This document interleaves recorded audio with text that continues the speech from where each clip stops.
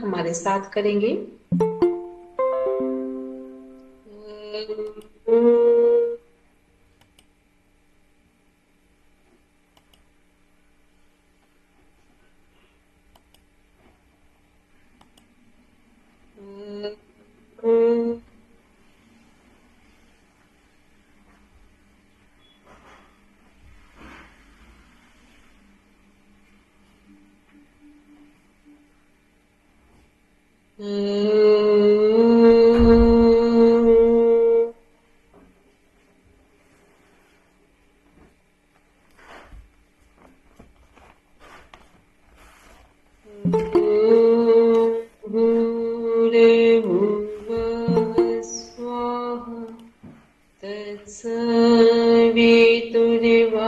तत्सवितुर्वरेण्यं भर्गो देवस्य धीमहि धियो यो नः प्रचोदयात्।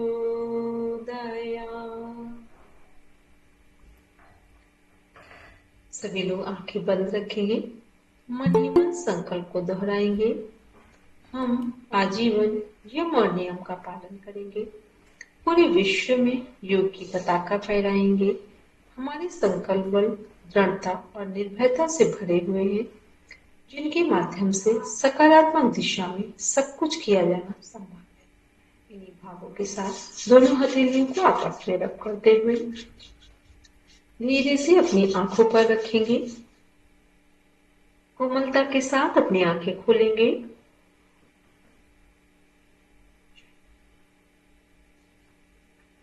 कल हम लोगों ने पढ़ा था फर्स्ट योग परिचय में योग की परिभाषा, मूलभूत सिद्धांत, उद्देश्य। योग को हमने देखा था, योग शब्द युज धातु से लिया गया है और योग शब्द जो है उसको तीन अर्थों में परिभाषित किया गया है।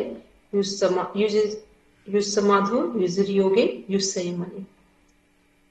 फिर इसी में हमने आगे देखा था कि योग की परिभाषाएं, इसमें से हम लोगों ने कुछ परिभाषाओं को डिफाइन किया था। योगा चित्तवृत्ति निरोधा 1/2 अकॉर्डिंग टू PYS पातंजलि योग सूत्र। फिर दूसरी डेफिनेशन थी हमारी समत्वम योग उच्यते Sankhya Yoga, Shrimad Bhagavad Gita 2nd chapter 48 number का श्लोक था। थर्ड डेफिनेशन थी योगा कर्मसु कौशलम, 2nd चैप्टर सांख्य योग में ही 50 नंबर की डेफिनेशन श्रीमद् भगवद गीता की है।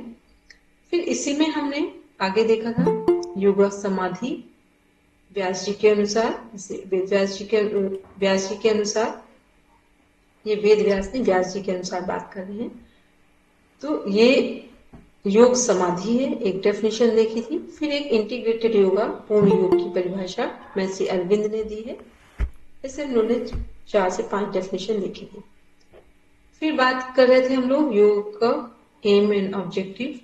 एम क्या है? मोक्ष को प्राप्त करना। योग का भी उद्देश्य यही है, मनुष्य जीवन का भी उद्देश्य बोलेंगे या प्रॉपर बोलेंगे तो लक्ष्य बोलेंगे, लेकिन यहाँ लक्ष्य दिख नहीं रहा है, लक्ष्य शब्द डिफाइन नहीं किया गया है, तो यहाँ उद्देश्य को लक्ष्य से ही कनेक्ट किया जा रहा है। इसके बाद बात की थी योग के सिद्धांत, योग सूत्र, अष्टांग योग। योग सूत्र जो है हमारे, तो योग सूत्र आपके जो डिफाइन किए, तो पहले जो हमारे फर्स्ट सूत्र है अथ योगा अनुशासना, उसके बाद जो 2nd नंबर का सूत्र है वही हमारी योग दर्शन की कंप्लीट एक डेफिनेशन है, जिस पर पूरा योग दर्शन 195 सूत्र बेस्ड है।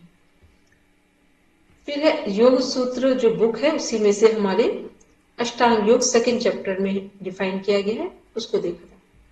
अष्टांग योग 2nd चैप्टर में 29 नंबर का सूत्र है यम नियम आसन प्राणायाम प्रत्याहार धारणा ध्यान समाधि अष्टावंगानी। 29 नंबर का सूत्र साधन पाद में डिफाइन किया गया। और कल हमने ये भी बताया था कि जो हमारे बुक में टोटल सूत्र कितने हैं योग दर्शन में 195 है, जो 4 चैप्टर हैं हमारे समाधि पाद, साधन पाद, विभूति पाद, कैवल्य पाद, वो उनका क्रम क्यों जैसा हम पढ़ते हैं वैसा रखा गया है, इसके बारे में देखा।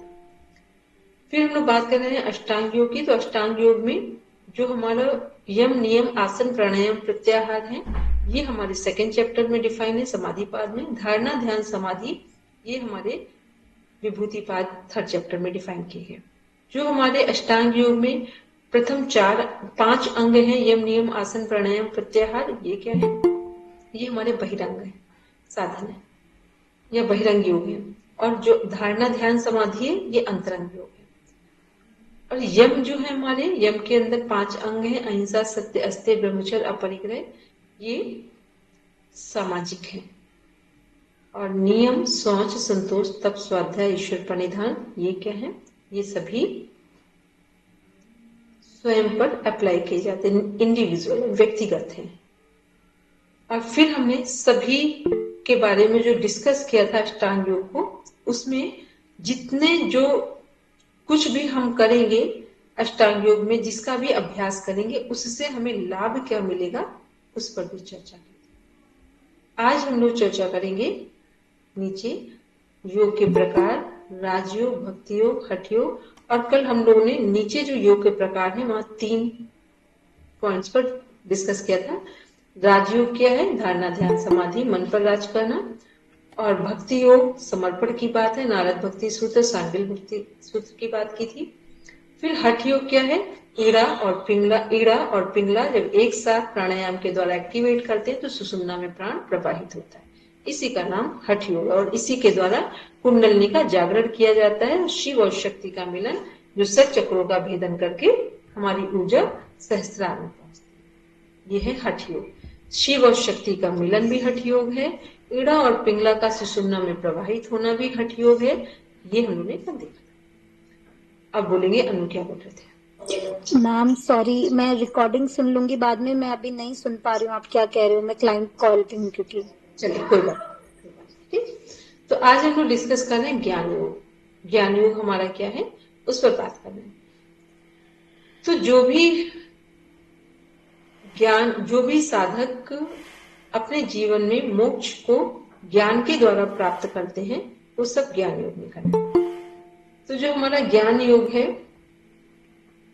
इसमें मान लो हम लोग बात करें कि कई बार कुछ लोग भक्ति के द्वारा परमात्मा की प्राप्ति करते हैं, कुछ लोग जप के द्वारा, जप भक्ति में ही आ जाएगा आपका। फिर हठ योग के द्वारा भी परमात्मा की प्राप्ति कर सकते हैं, मोक्ष को प्राप्त, राजयोग के द्वारा भी। ऐसे ही ज्ञान योग का मीन्स है अपने जो भी हमारी जिज्ञासाएं हैं उनका यदि ठीक ठीक समाधान हो जाए तो उसके द्वारा भी हम परमात्मा की प्राप्ति, मोक्ष की प्राप्ति कर सकते हैं। तो एक ग्रंथ है जो पूर्ण अथॉन्टिक है, बहुत सारे हैं लेकिन जो सबसे सरल है उसकी बात कर रहे हैं, योग वशिष्ठ। योग वशिष्ठ को महारामायण, रामायण भी कहा जाता है। और योग वशिष्ठ में भगवान राम और महर्षि वशिष्ठ जी के बीच संवाद है। और ये संवाद है कि कैसे हम संसार में रहते हुए मोक्ष को प्राप्त करें। ये पूरा ज्ञान योग पर आधारित ग्रंथ है। तो कि संसार में रहकर भी कैसे हम आध्यात्म को, मोक्ष को प्राप्त कर लें, तो ये चर्चा योग वशिष्ठ में है। तो ये ज्ञान योग के द्वारा प्राप्ति की बात की जा रही है, अध्यात्म की या मोक्ष की। उसके बाद जो आदि शंकराचार्य जी, इन्होंने भी ज्ञान योग पर ही चर्चा की। बाद में सब भक्ति योग में ही समाज, कोई भी योग शुरू होगा, किसी भी योग से आप तो मोक्ष की प्राप्ति के लिए आगे बढ़े, अंतिम परिणति भक्ति में ही होती है। भक्ति का मीन्स होता है एट लास्ट हम ईश्वर को, अपने आप को समर्पित करते हैं। तो जहां समर्पण घटित होता है वहीं मोक्ष घटित हो जाता है। तो जाएंगे किसी भी योग से, लेकिन अंतिम परिणति भक्ति में ही होगी। इसके बाद है कर्मयोग। कर्मयोग क्या है? श्रीमद् भगवद गीता में कर्मयोग पर व्याख्या की गई। वहां पर ज्ञान योग, भक्ति, सभी योग समाहित हैं। इन कर्मयोग इसलिए बोल रहे हैं क्योंकि कर्मयोग, वहां पर अर्जुन को कर्म करने की, निष्पक्ष भाव से कर्म करने की सलाह दी जा रही है। एडवाइस किया जा रहा है कि सारे अपने जितने भी रिलेशनशिप है उन सबको भूल जाओ, बस हमें अभी क्या ध्यान रखना है कि हमारा कर्म है युद्ध करना, क्योंकि हम युद्ध न्यायपूर्ण है, संगत पूर्ण है और वो डिसाइड हुआ है, इसलिए अब हमें युद्ध ही करना है। तो कैसे कुरुक्षेत्र में अपने ही लोगों के सामने खड़े होकर अपने ही लोगों से युद्ध करना, ये क्या है? कर्मयोग। कि कर्म पहले है, बाकी चीजें बाद में। और ऐसे ही हमारी जो डेफिनेशन है श्रीमद् भगवद गीता में 2nd चैप्टर में, योगा कर्मसु कौशलम, वो इसी पर आधारित है। 47 नंबर का एक श्लोक है, कर्मण्येवाधिकारस्ते मा फलेषु कदाचन, तो वो भी हमारा कर्मयोग से ही कनेक्ट है। कौन से कर्मयोग की बात की जा रही है? जिस कर्म को करने के बाद या करते समय हम अपने कर्म के फल से ना जुड़े, वो कर्मयोग भी हमें मोक्ष को प्राप्ति करा सकता है। अभी हम लोग क्या करते हैं, जो कुछ भी करते हैं सभी चीजों से हमें कोई ना कोई उसका रिटर्न चाहिए, इसलिए हमारा कर्म तो हो जाएगा लेकिन कर्म योग नहीं बनेगा। कर्म योग तब बनता है जब हम कर्म 100% एनर्जी के साथ करते हैं लेकिन उसके रिजल्ट का वेट नहीं करते। और होता यह है कि जो लोग 100% एनर्जी के साथ कर्म करते हैं वो रिजल्ट का वेट नहीं करते लेकिन उनका रिजल्ट 100% ही आता है। जब कभी वो रिजल्ट गलत हो जाता है तो जिन लोगों ने ध्यान पूर्वक कर्म किया होता है वो अपने कर्म को दोबारा सुधार लेते हैं। तो कर्मयोग के द्वारा भी हम मोक्ष को प्राप्त कर सकते हैं। फिर है तंत्र योग। तंत्र योग की कल एक हमने डेफिनेशन बोली थी लेकिन आप लोगों को इसलिए रिपीट नहीं की थी 2-3 बार, क्योंकि शायद पता नहीं अभी आप लोगों ने वो नाम सुना है कि नहीं। एक डेफिनेशन है रांगेय राघव। रांगेय राघव जी के अनुसार तंत्र योग की डेफिनेशन है, शिव और शक्ति का मिलन ही योग। शिव और शक्ति क्या है? शिव है जो हमारे सहस्रार में उपस्थित है, यह यहां से मानी जाती है शिव की उपस्थिति आज्ञा चक्र से। त्रिनेत्र भी बोला जाता है शिव जी का, और फिर सहस्त्रार में उपस्थित है। और शक्ति है हमारी जो कुंडलनी शक्ति, उसको शक्ति कहा जाता है। और दूसरे रूप में शक्ति मां पार्वती है। तो जितना भी फीमेल की एनर्जी है इस सृष्टि में, यूनिवर्स में, वो किसी भी फॉर्म में हो उसे शक्ति का स्वरूप माना जाता है। और जितना मेल डोमिनेंट एनर्जीज हैं वो सब शिव का स्वरूप है। तो जो हमारा शिव और शक्ति, तो शिव का स्थान यहाँ से फिर यहाँ पर परिणति हो रही है और शक्ति हमारे मूलाधार चक्र में है। कितने लोग मूलाधार चक्र जानते हैं? Raise your hand. जानते हैं तो बहुत अच्छे, जो हमारे रिप्रोडक्टिव सिस्टम से जुड़ा हुआ है। तो मूलाधार चक्र में क्या है? हमारी शक्ति कुंडलनी शक्ति है, मीन्स एक जो हमारी ऊर्जा है वो वहीं पर है। जब हम प्राणायाम को ठीक ढंग से करते हैं तो धीरे धीरे वो ऊर्जा हमारे चक्रों का भेदन करते हुए मूलाधार, स्वादिष्ठान, मणिपुर, अनाहत, विशुद्धि, आज्ञा चक्र, सभी चक्रों का भेदन करते हुए फोर्स के साथ वो एनर्जी ऊपर की ओर आती है। और एट लास्ट जब वो एनर्जी यहाँ से आज्ञा चक्र से सहस्रार में पहुंचती है तो हम मोक्ष को प्राप्त हो जाते हैं। ये हठ योगियों की बात कर रहे हैं। मोक्ष अभी हम लोग प्राप्त नहीं कर पाए, ये बात कर रहे हैं कि कैसे मोक्ष प्राप्त करने के बाद तंत्र योग में शामिल है। अब आते हैं हम लोग देखते हैं, बोलेंगे आर इनिशियल लेटर आ रहा है, आईडी बोलेंगे जिन्होंने हैंड रेज किया है। बहुत देर नहीं लगाएंगे, यदि मेरी बात सुन पा रहे हैं तो प्लीज बोले। चलिए फिर हम लोग देखते हैं आसन के विभिन्न प्रभाव। आसन के विभिन्न प्रभाव कैसे देखेंगे? विभिन्न प्रभाव प्राणायाम, मुद्रा एवं क्रिया। देखो, आसन के प्रभाव को देखने के लिए सबसे पहले समझ लें कि कोई भी आसन कब हमारे शरीर में पॉजिटिव एनर्जी क्रिएट करता है और कब नहीं करता। जिस आसन को हम श्वासों के रिदम के साथ पूरा करते हैं उस आसन का प्रभाव हमारे शरीर के अंगों में, तंत्र में पड़ता है, सिस्टम में, ऑर्गन में, सेल में पड़ता है। यदि आप श्वासों के रिदम के साथ आसन नहीं कर रहे हैं तो आसन का 100% जो प्रभाव पड़ना चाहिए था वो कितना पड़ेगा? केवल 5 से 10%, 5 to 10%।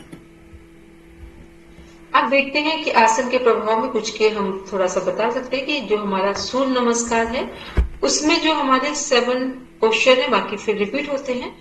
तो जो पोजीशन है तो वहां क्या है कि सूर्य नमस्कार एक यदि स्वस्थ व्यक्ति करता है तो ये समझ ले फिर उसको किसी भी आसन के करने की जरूरत नहीं, आसन को करने की जरूरत नहीं, क्योंकि सूर्य नमस्कार एक कंप्लीट पैकेज है जिसमें हमारे आसन, प्राणायाम, मुद्रा, बंध, मंत्र और ध्यान 6 चीजें एकमात्र सूर्य नमस्कार की सीरीज में कनेक्ट है। ऐसा किसी भी आसन में नहीं है। इसलिए सूर्य नमस्कार को कंप्लीट पैकेज माना जाता है। लेकिन ये किन के लिए? स्वस्थ व्यक्तियों के लिए, बच्चों के लिए, स्वस्थ व्यक्तियों के लिए। अस्वस्थ व्यक्तियों के लिए सूर्य नमस्कार नहीं है। तो क्या है हमारे 11 सिस्टम है बॉडी में, 11 सिस्टम, 9 ग्लैंड्स, उनसे निकलने वाले हार्मोन्स सब प्रॉपर वे में एक्टिवेट होते हैं और पूरी बॉडी को एनर्जेटिक कर देते हैं। ये सूर्य नमस्कार का प्रभाव है।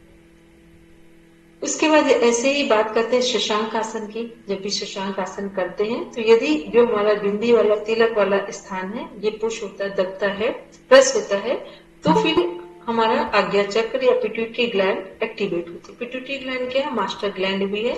जैसे ये प्रेस होती, दबती है, तो एक्टिवेट होने के कारण जितने हमारे नीचे के ग्लैंड्स हैं उनसे सही हार्मोन्स पूरी बॉडी में ब्लड के साथ ऑक्सीजन को मिलाकर हार्मोन्स अपने टारगेट स्थान पर कार्य करते हैं। यह था आसन का छोटा सा परिचय कि आसन का प्रभाव शरीर पर कैसे पड़ता है और मन पर कैसे पड़ता है। फिर हम लोग बात करते हैं, और हाँ, जो सूर्य नमस्कार शशांक आसन की बात की हमने स्पेसिफिक, ये आसन जो WHO की हमारी डेफिनेशन है, physical, mental, social and spiritual, चारों डायमेंशन को कवर करती है।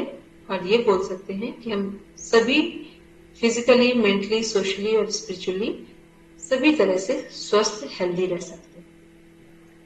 फिर है प्राणायाम। प्राणायाम का प्रभाव तो हमने वैसे बोला कि कुछ भी करें योग में बिना श्वासों के रिदम के साथ ना करें। श्वासों के रिदम के साथ करेंगे तो ही आपके शरीर में सूक्ष्म व्यायाम आसन का प्रभाव पड़ेगा। प्राणायाम मीन्स है सबसे जो उत्तम श्रेष्ठ प्राणायाम है उसका नाम है अनुलोम विलोम।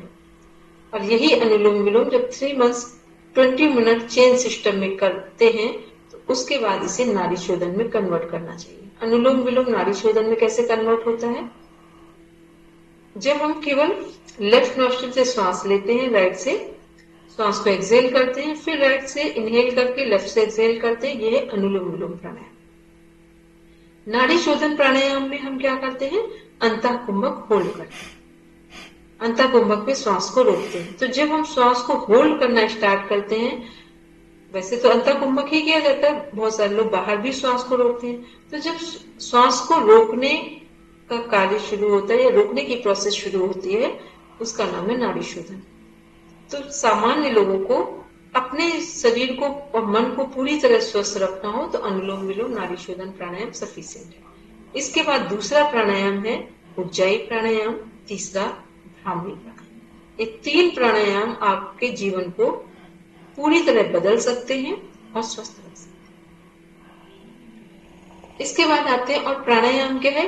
अनुलोम विलोम प्राणायाम लेट कर भी किया जा सकता है। आसन से कई गुना लाभदायी होते हैं प्राणायाम। उसमें आपको आसन में व्यवस्था करनी पड़ती है, लेकिन प्राणायाम आप जहां बैठे हैं, चेयर पे बैठे हो, लेटे हो, जिस भी स्थिति में हो, बीमार व्यक्ति भी प्राणायाम करके अपने आप को जल्दी स्वस्थ कर सकता है। इसके बाद बात करते हैं मुद्रा। मुद्राएं क्या है? मुद्रा का अर्थ होता है प्रसन्नता, आनंद देना। तो मुद्राएं क्या है? हमारी 10 मुद्राएं हैं हठप्रदीपिका में, और घेरन संहिता में 25 मुद्राओं का वर्णन है। ये मुद्राएं हैं। हमारी मुद्राओं में पहले तो 4 बंध शामिल हैं, जिनका नाम है, जो बंध दिए हुए वो बंध भी इसी में कनेक्ट करेंगे मुद्रा में। तो बंध कितने हैं टोटल? हमारे 4 हैं। कौन कौन से हैं? मूल बंध, उड़ियान बंध, जालंधर बंध और महाबंध। मूल बंध, उड़ियान बंध, जालंधर बंध, तीनों बंध जब एक साथ लगाएंगे तो इसका नाम है महाबंध। ठीक है, सिंपल 3 बंध हैं, लेकिन तीनों को एक साथ लगाएंगे तो महाबंध। तो बंध अगर अलग से क्वेश्चन पूछा जाए तो बंध कितने प्रकार के हैं? 4 प्रकार के। और फिर जो मुद्राएं हैं हमारी, तो जो मुद्रा है, मुद्रा में भी केवल मुद्राएं पूछी जाए तो भी हम लोग 10 ही बताएंगे, इसमें भी बंध शामिल है। अलग से पूछा जाए तो बंध 4 हैं, और केवल मुद्राएं पूछा जाए तो बंध इन्हीं मुद्राओं के अंदर आएंगे। यदि हठप्रदीपिका किसी के पास बुक हो तो एक बार ओपन करके देख लेना। तो मुद्राएं कौन कौन सी हैं हमारी? 4 बंद हो गए। फिर 5वें नंबर पे मुद्रा है हमारी महामुद्रा, महाबंध मुद्रा, महावेद मुद्रा। महामुद्रा, महाबंध, महाबंध तो सॉरी हो ही गया आपका, महामुद्रा, महावेद मुद्रा, ठीक है, 6 हो गए। फिर है खेचरी मुद्रा, विपरीत करनी, वज्रोली, शक्ति चालनी। ये टोटल हमारी 10 मुद्राएं हो गई, जिसमें 4 बंध शामिल है और 6 मुद्राएं शामिल। कितने लोगों को ये नाम याद थे वो हैंड रेस करो। किसी को नहीं, जबकि आपके सिलेबस में डिफाइन है। एक बार हम नाम फिर बोल दे रहे ताकि रिकॉर्डिंग में ध्यान से सुन लेना। पहले महाबंध है, मूल बंध, उड़ियान बंध, जालंधर बंध, तीनों को एक साथ लगाएंगे महाबंध। फिर महामुद्रा, महावेद मुद्रा, खेचरी मुद्रा, विपरीत करनी मुद्रा, वज्रोली मुद्रा, शक्ति चालनी मुद्रा। 10 हो गए, 10 हो गई। देयर आर 10 टाइप्स ऑफ मुद्रा। यौगिक एवं गैर यौगिक व्यायाम में अंतर। यौगिक व्यायाम क्या होंगे और गैर यौगिक क्या होंगे? यौगिक सभी को पता है, जो हमारे आसन है। गैर यौगिक में 2 चीजें हैं, एक तो एक्सरसाइज कनेक्ट हो जाते हैं, वार्म अप कनेक्ट हो जाते हैं, और कई बार कुछ लोग सूक्ष्म व्यायाम भी कनेक्ट करते हैं। तो गैर यौगिक जो है वो भी ठीक है, लेकिन जब हम अपने सिलेबस की बात करेंगे तो यौगिक व्यायाम की ही बात करेंगे कि जो हमारे योग में आसन शामिल है। कौन बताएगा कि गैर यौगिक में कौन कौन से आसन, सूक्ष्म व्यायाम या एक्सरसाइज आसन?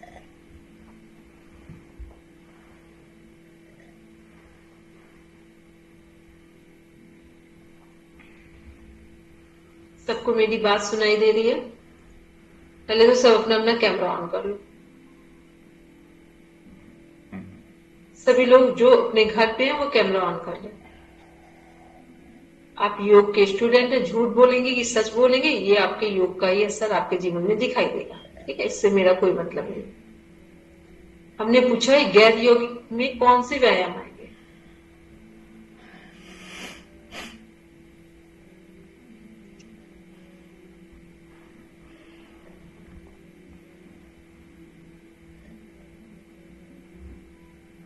कई बार हम लोग वार्म अप करते हैं ना, वार्म अप में बहुत सारे ऐसे हम लोग स्टेप लेते हैं जो हमारे आसन में कनेक्ट नहीं, ठीक, वो सब गैर यौगिक में आएंगे।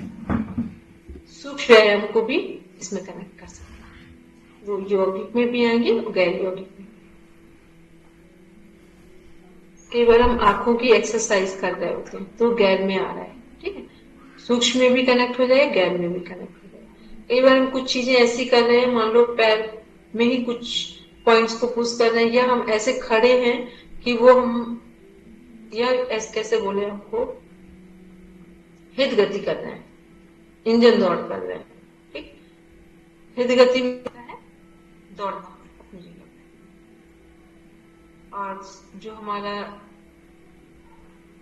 ये है, क्या बोलते हैं, सूक्ष्म व्यायाम में कुछ और भी प्रैक्टिसेस हैं। कई बार हम लोग खड़े होते हैं, स्ट्रेचिंग करते हैं, पूरे हाथों को ऊपर लेकर, पैरों के बीच में गैप लेकर, ठीक है। तो ये सब स्ट्रेचिंग क्या है, ये सब हमारे गैर यौगिक व्यायाम में कनेक्ट होते हैं। किसी ने हैंड रेज किया था, प्लीज बोलेंगे, फिर आगे हम कनेक्ट करेंगे। मैम मुद्रा के बारे में और एक बार बताइए। अब मुद्रा के बारे में बहुत डीप में नहीं जाएंगे, ठीक है, क्योंकि अब आप रिकॉर्डिंग सुनेंगे, नहीं तो आज आपका ये सिलेबस कंप्लीट नहीं होगा, क्योंकि हमें जितना बताना था उतना बता दिया। अब उसको ध्यान से अगर पढ़ा होगा तो ठीक है, नहीं भी पढ़ा होगा तो केवल उसको सही से सुनना तो भी आपका काम हो जाएगा, ठीक है। केवल उसमें आपको नाम याद रखने हैं और कुछ नहीं याद रखना। कुछ कह रहे मैम आसन और प्राणायाम जो वो यौगिक में जाएगा, और गैर यौगिक जो वार्म अप सूक्ष्म व्यायाम वही, ये सब इसमें जाए। सूक्ष्म व्यायाम में नहीं, बल्कि वार्म अप वाले सारे पोर्शन गैर यौगिक में चले जाए। मैम एक बार बोल देते तो फिर एक दोनों साइड कॉलम्स में मैं थोड़ा लिख देती मैम, थोड़ा सा ज्यादा नहीं, थोड़ा सा। क्या चीज मैम? मैम यौगिक और गैर यौगिक का बताया था आपने, तो मैं मतलब दोनों को ना डिफाइन करके थोड़ा थोड़ा दोनों साइड कॉलम में लिख देती। आप बोलते तो एक बार और रिपीट कर दीजिए एक बार। आपकी क्लास पूरी नहीं होगी और सब हो जाएगा ठीक है, बस इतना ध्यान रखेंगे।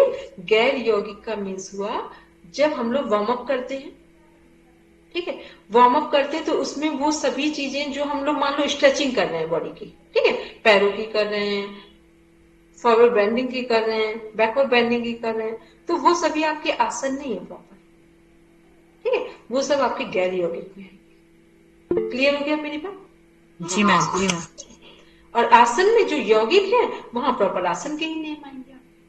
जी मैम, ठीक है, जैसे हठ प्रदीपिका में 15 आसन है, घेरन संहिता में 32 आसन है, तो ये क्या है, ये आपके जो प्रॉपर आसन है उसमें ही आपकी चीजें कनेक्ट हो जाएंगी जाकर। चलिए अब बोलेंगे, किसी और ने हैंड रेज किया था? जी मैम, मेरे को पूछना था कि आसन जितने भी है वो तो सारे यौगिक में या व्यायाम में ही आते हैं। तो ये आपसे बात तो अभी हम वही कर रहे हैं कि जितने हाँ आसन जी, है हाँ सब जी यौगिक। मैम जी। तो हमने तो आपसे ये बोला गैर यौगिक में क्या आते हैं, उनकी बात हो रही थी। क्लियर हुई बात की नहीं मेरी रेनू जी?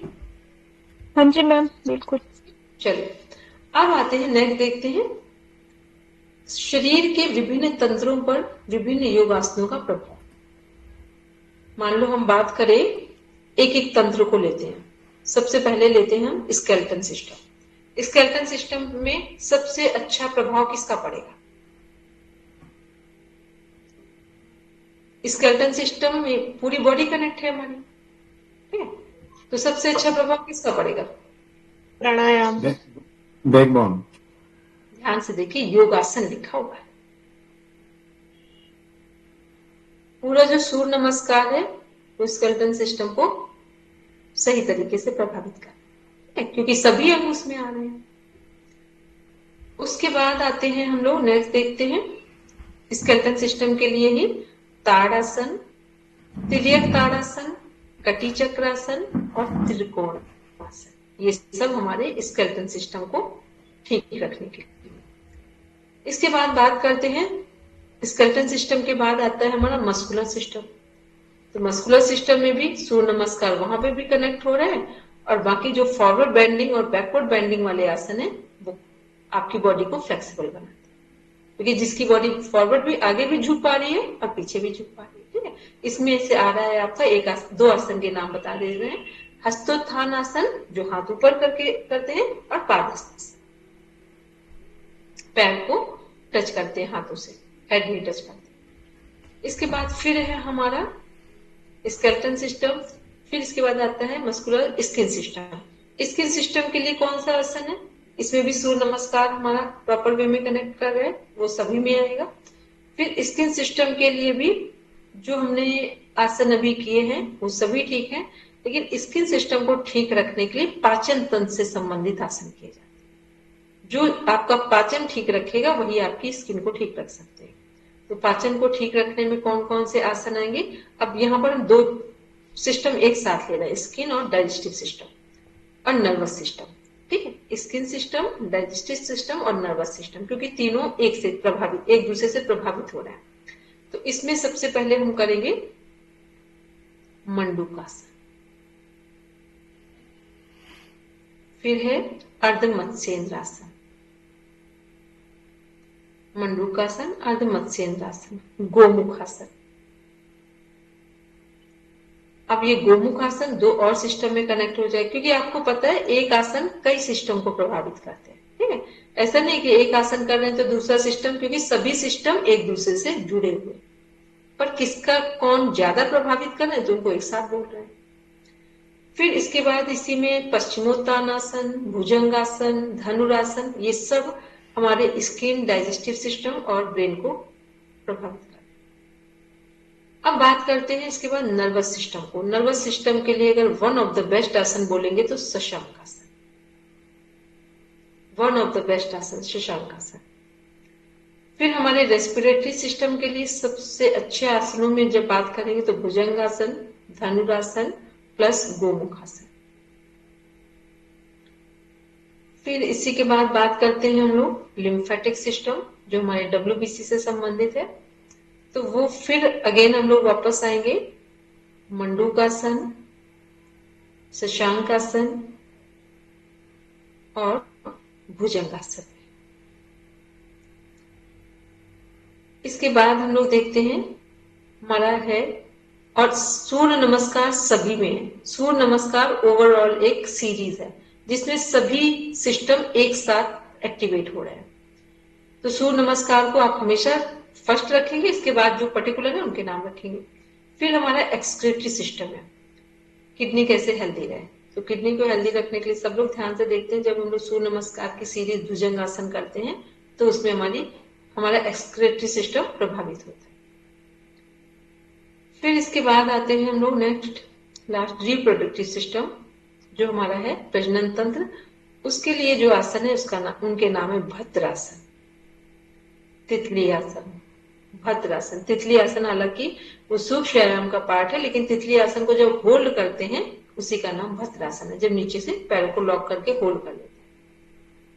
भद्रासन वन ऑफ द बेस्ट आसन है रिप्रोडक्टिव सिस्टम के लिए। उसके बाद इसी में हमारे कनेक्ट होते हैं भद्रासन के बाद पश्चिमोत्तानासन। भद्रासन, पश्चिमोत्तानासन। फिर इसी में कनेक्ट होता है हमारा उष्ट्रासन। ये किडनी को भी प्रभावित कर रहा है, एक्सक्रीटरी सिस्टम को भी और रिप्रोडक्टिव को भी कर रहा है। तो ये हो गया, आपको समझ में आ गए जो हमने सभी सिस्टम है उनसे संबंधित आसन की बात की। 2 आसन सभी लोग ध्यान में रखेंगे, एक सूर्य नमस्कार और एक शशांक आसन। ये हमारे पूरे ओवरऑल जो हेल्थ है उसको कवर करते हैं, क्योंकि शशांक इसलिए कवर करता है कि हमारा पिट्यूटरी एक्टिवेट होता है, तो सारे नीचे के जो हार्मोन्स का सिक्रेशन है वो पॉजिटिव मैनर में स्टार्ट हो जाता है। और सूर्य नमस्कार एक कंबाइंड सीरीज है, आसन का पैकेज है जो हमारे सभी सिस्टम, ऑर्गन, सेल को प्रभावित करता है। फिर नेक्स्ट आते हैं योग एवं मानसिक स्वास्थ्य। योग का मन से संबंध कैसे है? योग का मन से संबंध तभी स्थापित हो सकता है जब हम योग के साथ श्वासों को कनेक्ट करते हैं। कुछ भी हम योग में करें प्रैक्टिकल पार्ट में, यदि वहां पर श्वासों को कनेक्ट नहीं किया है तो फिर मन पर प्रभाव नहीं पड़ेगा। हठ प्रदीपिका में 2nd चैप्टर में 2nd नंबर का श्लोक है, चले वाते चले चित्तम निश्चलम निश्चले। इसका मीन्स हुआ कि हमारा मन हमारी प्राणों की गति के आधार पर चलता है। जितना प्राण स्थिर होगा, पेशेंसफुल होगा, जितना श्वास हम धीरे लेते हैं उतना हमारा मन एकाग्रचित्त होता है, कॉन्सेंट्रेट होता है। जितना हम श्वास को फास्ट लेते हैं उतना ही हमारा मन विचलित होता है। ये सब कैसे हम लोग इसको ठीक कर सकते हैं? जबकि हम योग की प्रैक्टिस में श्वासों के रिदम को शामिल कर लें।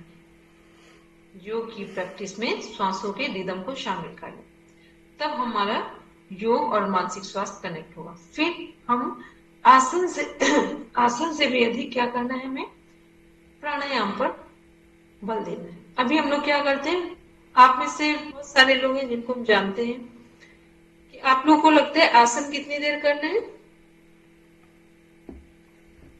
1 घंटे यदि हम कर रहे हैं योग की प्रैक्टिस तो आसन करते हैं हम 45 मिनट 50 मिनट। प्राणायाम के लिए हम लोग क्या करते हैं, बस इधर से श्वास ली, इधर से श्वास ली, भ्रामरी प्राणायाम, सब हो गया 5 मिनट। ठीक है, जब तक आप प्राणायाम ठीक ढंग से चेन सिस्टम में 20 मिनट्स करने की हैबिट नहीं बनाते तब तक आपके आसनों में भी कुछ सुधार नहीं आएगा। तो आसन करना है बॉडी को वार्म अप करने के लिए, एक्टिवेट करने के लिए, कि हमारे जो ब्लॉकेज हैं, हमारे आर्टरीज, वेन्स, कैपिलरीज हैं, उनमें ब्लड का फ्लो ऑक्सीजन के साथ प्रॉपर। ठीक है, इसके लिए हम लोग आसन करते हैं। लेकिन प्राणायाम के थ्रू ऑक्सीजन के लेवल को बढ़ाया जाता है, और जब हमारे शरीर के सभी अंगों में ऑक्सीजन ब्लड के साथ प्रॉपर वे में फ्लो करता है तो ऑटोमेटिक हम एनर्जी से भर जाते हैं। तो जिस दिन आपको प्राणायाम का साइंस समझ में आएगा उसी दिन आपको योग समझ में आएगा, क्योंकि अभी आपको प्राणायाम के बारे में पता ही नहीं है। योग से यदि, योग का प्राण क्या है? प्राणायाम। ठीक है, योग का प्राण प्राणायाम। तो ये योग एवं मानसिक स्वास्थ्य हो गया। तो जितना किसी को आप देखेंगे, जो लोग बहुत पेशेंसफुली बात करते हैं तो आप समझ लेना ये लोग बहुत आराम से श्वास लेते हैं और छोड़ते हैं। जिन लोगों का हाई बीपी होता है, ये कौन से लोग हैं? जिनको फास्ट ब्रीदिंग करते हैं। ठीक, लेकिन अब लो बीपी का मतलब ये नहीं है कि वो बहुत एक्टिवेट है। लो बीपी तो और ही बेकार होगा। ठीक, मतलब दोनों के बीच में एक बैलेंस होना चाहिए, लो और हाई के बीच में। ये कब होता है? जब हम प्राणायाम ठीक ढंग से करते हैं, तो ना हमारा हाई बीपी होगा और ना लो बीपी होगा। तो यह है योग एवं मानसिक स्वास्थ्य। तो मन को यदि ठीक रखना है तो सबसे सरल उपाय क्या है कि अपने आप को प्राणायाम में कनेक्ट करें और योग की जितनी भी प्रैक्टिसेस करें उसमें प्राणों का रिदम, श्वासों का रिदम मेंटेन करें। उसके बाद में सूर्य नमस्कार। सूर्य नमस्कार के बारे में हम ऑलरेडी बता चुके हैं कि सूर्य नमस्कार एक कंबाइंड सीरीज है आसनों की, और सूर्य नमस्कार एकमात्र एक आसनों का ऐसा पैकेज है जो कि जिसमें कितनी 6 चीजें समाहित हैं। 6 का मीन्स आसन, प्राणायाम, मुद्रा, बंध, मंत्र और ध्यान। ये कहीं भी नहीं है। आसन पता ही है, हम लोग 12 स्टेप ले रहे हैं। प्राणायाम क्या है, श्वासों के रिदम के साथ कर रहे हैं तो ही सूर्य नमस्कार कर पाएंगे। मुद्रा का मीन्स है जब प्रणाम मुद्रा में खड़े हो रहे हैं वो मुद्रा में कनेक्ट हो रहे हैं। आसन, प्राणायाम, मुद्रा। बंध क्या है, जब हम पर्वत आसन लगा रहे हैं कौन सा बंध लग रहा है, जालंधर बंध। ठीक है, ऐसे और भी मुद्राओं जब पोस्चर ले रहे हैं तो वहां बंध लगते, भुजंग आसन, जालंधर बंध। इसके बाद हम लोग इसी में देख रहे हैं मंत्र की बात की हमने। मंत्र क्या है, सभी को पता है, सूर्य नमस्कार के 12 मंत्र हैं। ध्यान क्या है, सूर्य का ध्यान करते हुए सूर्य नमस्कार किया जाता है। सूर्य भगवान उगते हुए सूरज के सामने सूर्य भगवान का ध्यान करते हुए इन आसनों को कंप्लीट किया जाता है, इसलिए सूर्य नमस्कार अपने आप में कंप्लीट पैकेज है। मेडिटेशन क्या है, मेडिटेशन का मीन्स हुआ, ध्यान का मीन्स होता है अपने आप को जागृत रखना या होशपूर्ण जीवन जीने का नाम ध्यान है। जब हम होशपूर्ण या सजगता के साथ जीवन जीते हैं वही ध्यान है। जरूरी नहीं कि ध्यान आप मंदिर में बैठकर करें। जिस काम को आप एकाग्रता के साथ, तन्मयता के साथ, तल्लीनता के साथ करते हैं वो भी ध्यान में कन्वर्ट हो जाता है। ये बहुत सारे लोगों को लगता है ना कि पूजा करने का टाइम में जिस काम को आप पूरे मन की गहराई में उतर कर करते हैं वो सब ध्यान है। तो ध्यान, और दूसरी बात यह है कि जो हम लोग ध्यान की बात करते हैं तो ध्यान एकमात्र एक ऐसी स्थिति है जिससे हमारे पूरे व्यक्तित्व का ट्रांसफॉर्मेशन होता है। पूरी पर्सनालिटी का ट्रांसफॉर्मेशन की जो जर्नी है वो मेडिटेशन है। लेकिन ये मेडिटेशन वही लोग कर सकते हैं जो कि प्योरिटी वाला जीवन जीते हैं। होशियारी और चालाकी में ध्यान घटित नहीं होता है। ठीक है, होशियारी और चालाकी में ध्यान घटित नहीं होता है। कई बार होता है ना कि हम लोग आंख बंद किए तो आप पूरी दुनिया का ध्यान करेंगे पर अपना ध्यान नहीं कर पाए, क्योंकि इसके लिए क्या चाहिए, बहुत पूरी तरीके से अपने जीवन के प्रति ईमानदार होना, तब ध्यान लगता है। ऐसे ध्यान नहीं लगता है। ऐसे जो लोग बोलते हैं ना ध्यान कर रहे हैं, करवा रहे हैं, सब एक बहाना है। हाँ, ये जरूर है कि जब हम नियमित करते हैं और ध्यान के नियमों को समझकर ध्यान की प्रैक्टिस के लिए बैठ रहे हैं, एक तरीके से एक टेक्निकल वे में अपने आप को तैयार कर रहे हैं, तो फिर ये कह सकते हैं कि कुछ दिन के बाद हमारे जो अंदर गलत चीजें हैं वो धीरे धीरे हटना शुरू हो जाए। इसलिए ध्यान में उतरने से पहले आपको प्राणायाम सही से करना आना चाहिए। और जो लोग प्राणायाम को नियमित 3 महीने एक सही समय पर नियमित कर रहे हैं तो उसका फल उनको मिलता है, तो वो ध्यान की ओर आगे बढ़ जाता है। क्योंकि जितना जितना मन एकाग्रचित्त हो गया, तो मन तो एकाग्रचित्त तभी होगा जब आपके मन में सारी लोगों के प्रति डिटैचमेंट आ जाएगा।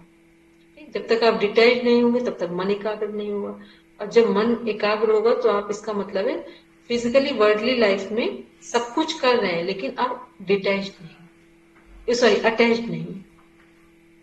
क्योंकि ओवर अटैचमेंट जैसे ही हमारे जीवन में आता है, हमारे माइंड में एक विचार के साथ 1000 विचार पैदा हो जाते हैं। ठीक है, और फिर उसका परिणाम क्या होगा कि जो हमारा कंसंट्रेशन लेवल है माइंड का वो पूरी तरीके से डाउन हो जाएगा। जब कंसंट्रेशन ही नहीं है तो ध्यान तो बहुत दूर की बात है।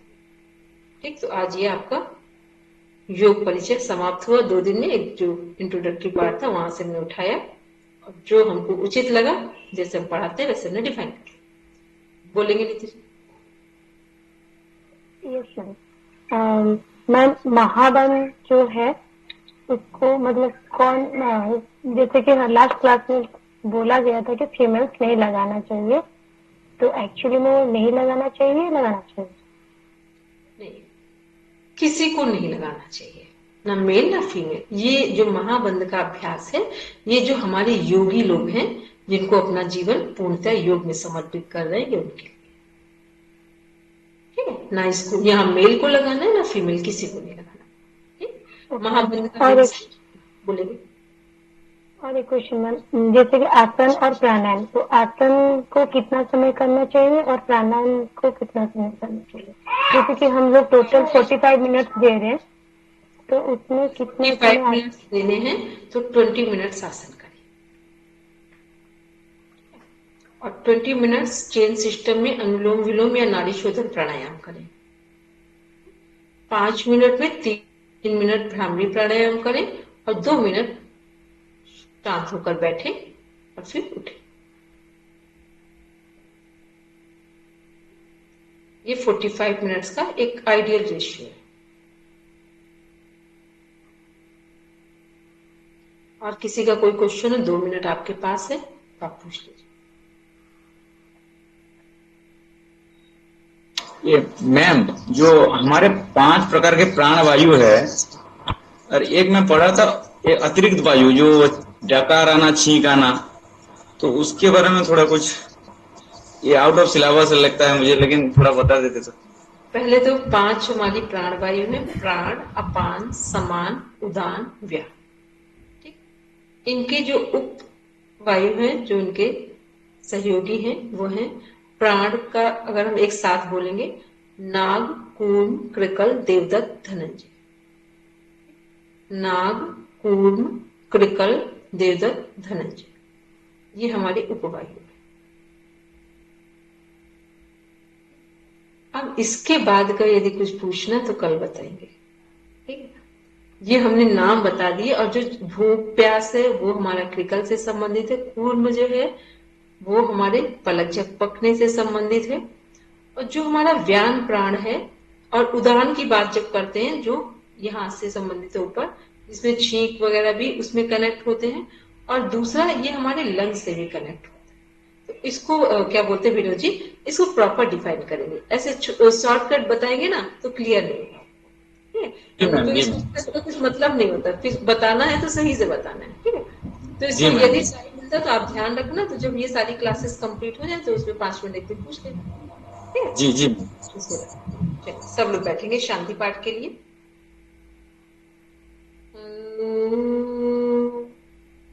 शांति शांति शांति, सर्वारिष्ठेषु शान्तिर्भवतु। Now review fast. Touch your eyes, then open your